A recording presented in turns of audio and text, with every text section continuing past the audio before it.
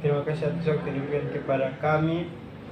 Kami dari kelompok 5 akan mempresentasikan hasil diskusi kami mengenai biogas menjadi energi listrik. Perkenalkan, nama saya Christian John Babis, saya bertugas sebagai etik. Christian Antonio Malikoso bertugas sebagai pencari materi dan pengedit Microsoft PowerPoint. Alvin Tabahan bertugas sebagai pencari materi dan pengedit video. Maria Delani Wea bertugas sebagai pencari materi dan pengedit Microsoft Word. Baik, kita akan masuk dalam materi. Yang pertama, pengertian biogas. Biogas adalah gas yang mudah terbakar dan yang dihasilkan dari proses fermentasi atau pembusukan bahan-bahan organik oleh bakteri-bakteri anaerob atau bakteri yang hidup di dalam kondisi tanpa oksigen yang ada dalam udara. Komposisi gas dalam biogas. Yang pertama, jenis gas metana.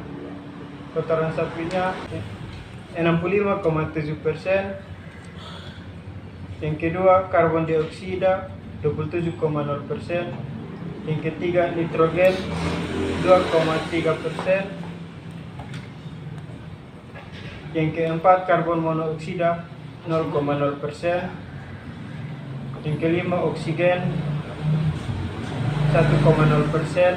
Yang keenam, propen 0,7%. Yang ketujuh, hidrogen sulfida tidak teratur.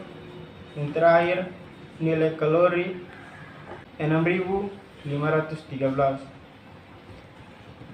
Sebagai pembangkit tenaga listrik, energi yang dihasilkan oleh biogas setara dengan 60-100 watt lampu selama 6 jam penerangan. 1 meter kubik biogas setara dengan LPG 0,46,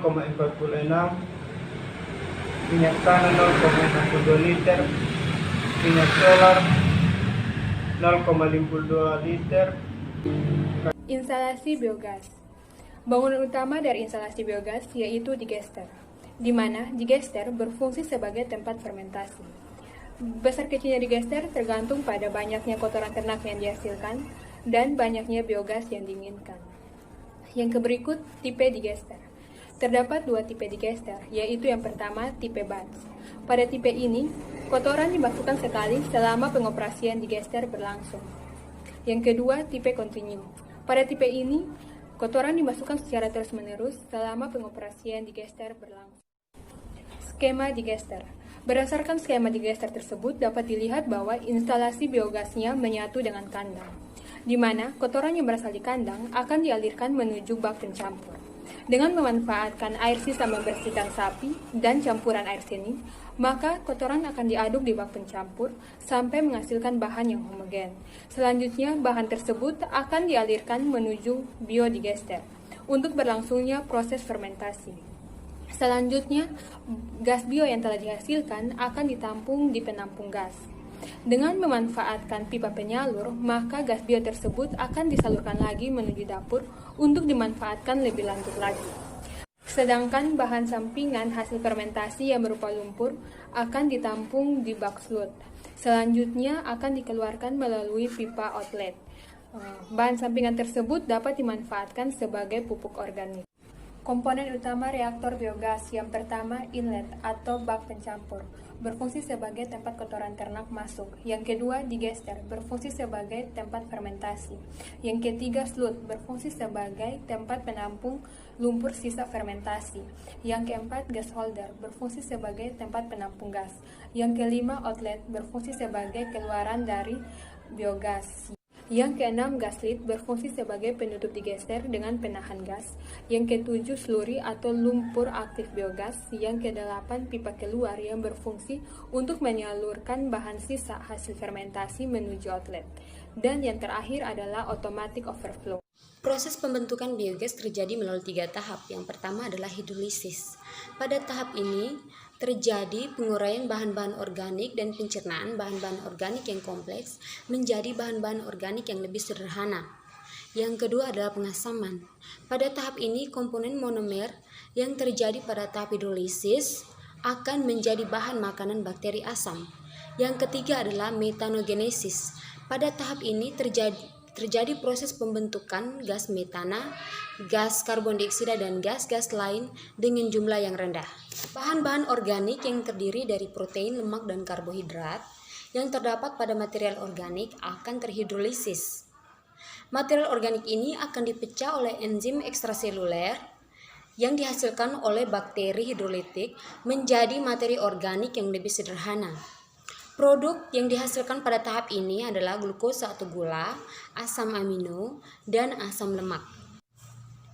Monomer glukosa atau gula, asam amino, asam lemak yang merupakan hasil dari tahap hidrolisis akan difermentasikan dalam keadaan anaerob oleh bakteri asam menjadi beberapa bentuk asam, yaitu asam-asam organik.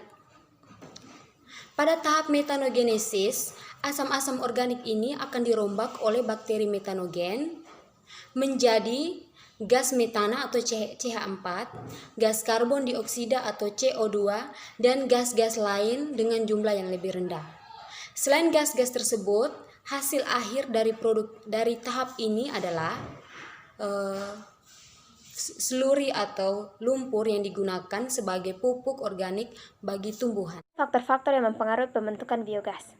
Ada 5 faktor yang mempengaruhi pembentukan biogas, yaitu yang pertama nutrisi, yang kedua jenis bakteri, yang ketiga derajat keasaman atau pH, yang keempat suhu, dan yang kelima perbandingan C dan N bahan.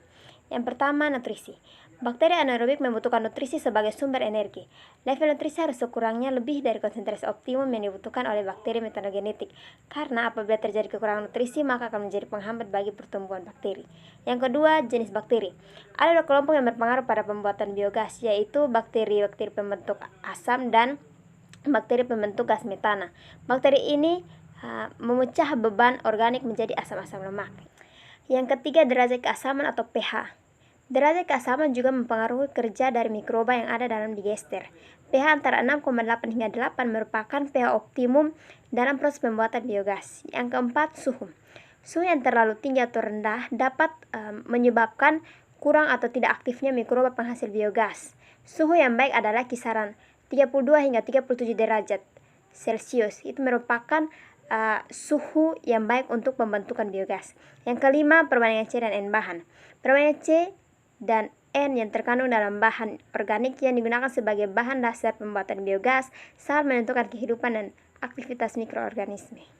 Berikutnya kesimpulan. Berdasarkan materi yang telah dijelaskan, dapat ditarik kesimpulan. Yang pertama, biogas adalah gas yang mudah terbakar yang dihasilkan dari proses fermentasi bahan-bahan organik oleh bakteri-bakteri anaerob. Yang kedua, karakteristik biogas didefinisikan sebagai gas yang dilepaskan jika bahan-bahan organik difermentasikan atau mengalami proses metanisasi. Yang ketiga, bangunan utama dari instalasi biogas adalah digester yang berfungsi untuk menampung gas metana hasil pembakaran bahan-bahan organik oleh bakteri. Yang keempat, komponen utama reaktor biogas adalah inlet, digester, slut, gas holder, outlet, gas shield, slurry, pipa keluar, dan automatic overflow. Yang kelima, proses pembentukan biogas melalui 3 tahap, yaitu hidrolisis, fermentasi, dan metanogenesis. Yang keenam, faktor yang mempengaruhi pembentukan biogas yaitu nutrisi, jenis bakteri, derajat keasaman atau pH, suhu, dan perbandingan C dan N karbon. Sekian dan terima kasih.